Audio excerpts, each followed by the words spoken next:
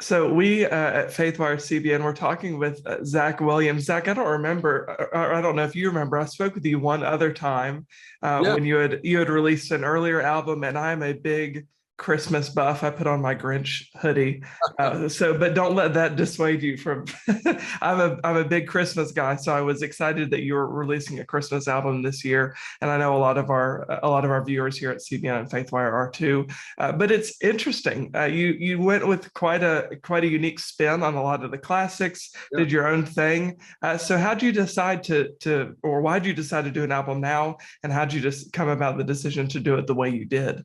sure. I grew up, listening to all kinds of music. I always loved kind of the old 60s soul, a lot of the blues and a lot of the artists, around the late 60s and 70s that were putting that kind of music out. I was always inspired by that style of music. And so, we were all stuck at home during COVID, in 2020. And, we decided, hey, let's make a Christmas record. It was July, and we were thinking about, what could we do, that maybe we could put out later in the year. And where we're at in Nashville, we're about 2 hours from Muscle Shoals, Alabama, and there's a legendary recording studio called Fame that's there. And everybody from Aretha Franklin to Ray Charles, the Allman Brothers, Wilson Pickett. I mean, everybody has recorded down there. And the idea was to let's go down, to Fame Studios and make a record that felt like it came out in the late, 60s. And there was a famous backing band there that everybody used, and they were called the Swampers. And they just had this certain sound about the way they, all their albums, everybody that recorded down there had the same feel.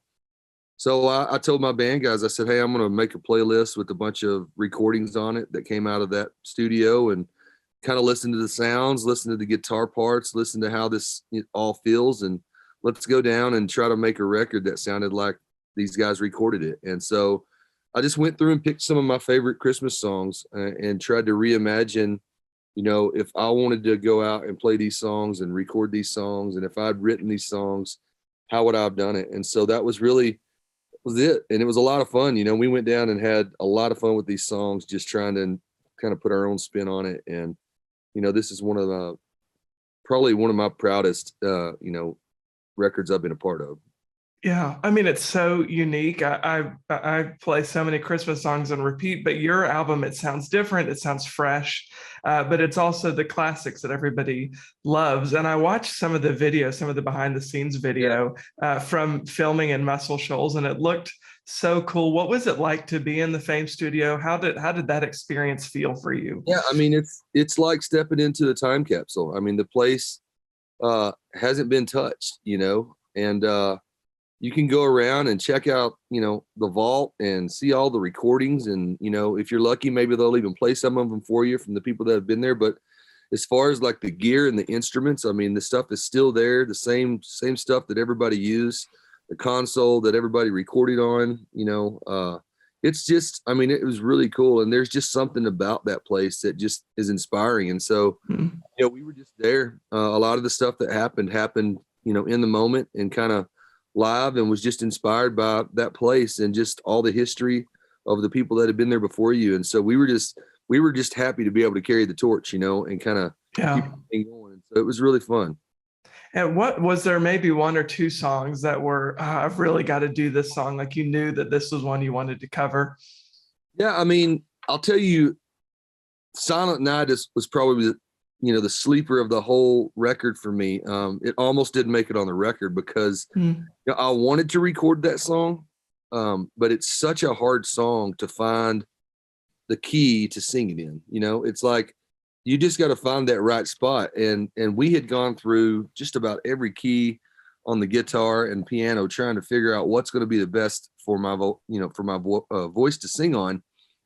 And I couldn't do it. I was like, man, I can't do it. I don't want to do it if I can't do it justice. And so we had kind of shelved the song, and we were getting close to the end of working on the album. And we decided to pull that song back out and see what happened with it. And we all got into the studio and just kind of started playing around, and we just kind of found this key that fit and found this vibe that worked. And Mm. And it was just this really cool moment, the guitar solo that ended up on it was like a 1 or 2 take pass, and it felt right, and we were all just kind of like sitting there after we were listening to it back thinking, man, this is really cool, and Yeah.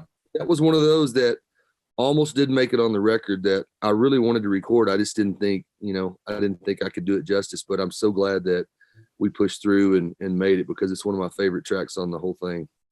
I always love hearing the stories about the songs that almost didn't make it on the record, Yeah. or songs that maybe weren't on the first release, but then a re-release they were on, Yeah. because a lot of times it ends up being similar stories. It's like the song that was so difficult to get nailed down, or we were not sure about, ends up being the most impactful for the artist.